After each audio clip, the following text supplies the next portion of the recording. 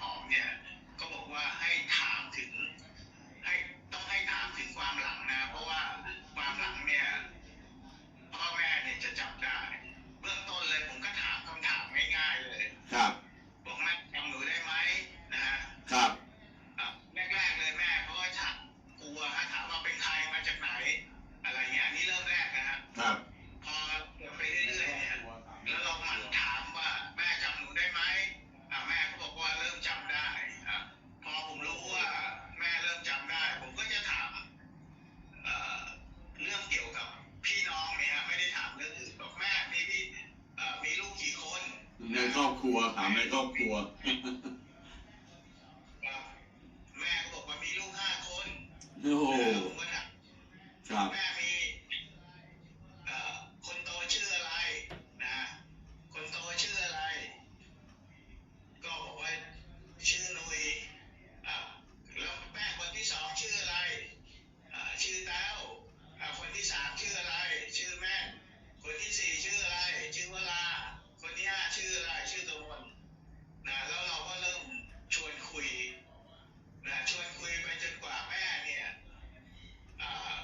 เหมือนกับคิดนะเหมือนกับอะไรก็ไปอยู่ในสมองเยอะๆแล้วแม่จะคิดแล้วก็ตอบช้าผมก็วันนี้ผมพอแล้วผมก็รายงานท่านดร.คุณหมอแก้วบอกว่าวันนี้ผมคุยกับแม่ได้หลายนาทีนะฮะแล้วก็ได้หลายนาทีแล้วก็แม่เริ่มจำอะไรได้พอแม่นึกนานเนี่ยเหมือนกันนึกนานแล้วแกเหนื่อยฮะ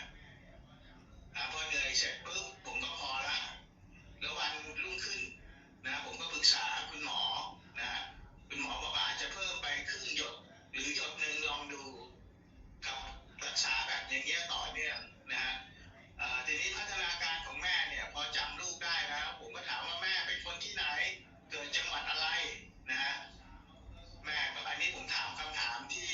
ไม่ได้เกี่ยวกับใกล้ตัวแล้วไม่ใกล้ตัวลูกๆก็ถามว่าแม่เป็นคนที่ไหนเกิดที่ไหน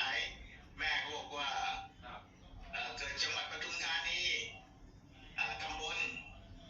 คลอง3อำเภอคลองหลวงครับก็ชวนคุยแต่นี้พอชวนคุยนะพอแม่จะเริ่มจับไม่ได้หรือคิดนานแล้วแกจะเหมือนพยายามคิดนะฮะผมก็พอแล้วครับผมก็บอกรายงานทางคุณหมอแล้วแกบอกว่าวันนี้แม่คุยทั้งเรื่องลูกได้ทั้ง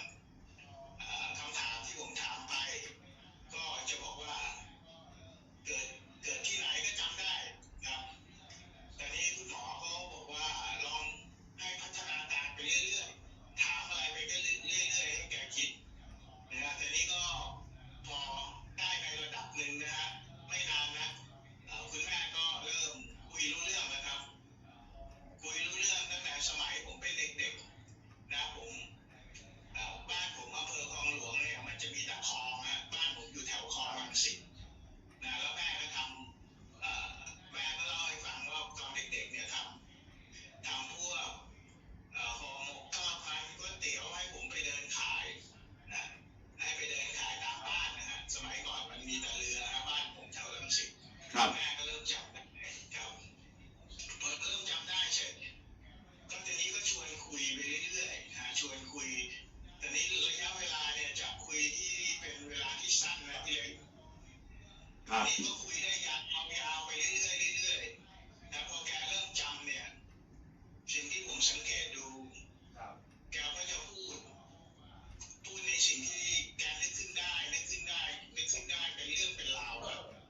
ครับพอคุยเรื่องเป็นเรื่องเป็นราวได้คุณหมอเขาบอกว่าซื้อไพ่มาให้สำรับหนึ่งครับซื้อไพ่มาให้สำรับหนึ่งครับนะฮะคุณหมอเขาบอกว่าให้แม่เล่นไพ่ผสม10วิธีฝึกให้แม่ผสม10ก็เราหาไพ่มานะฮะแล้วก็ให้แม่แกเลือกอย่าง9คู่กับเอทนะแม่ก็จะเอามาวางเป็นคู่ให้มันได้10เรียกว่าเป็นวิธีฝึกคิดฝึกทางสมองเนาะบริหารสมองนะครับครับบริหารสมองทำทุกอย่างนะฮะครับ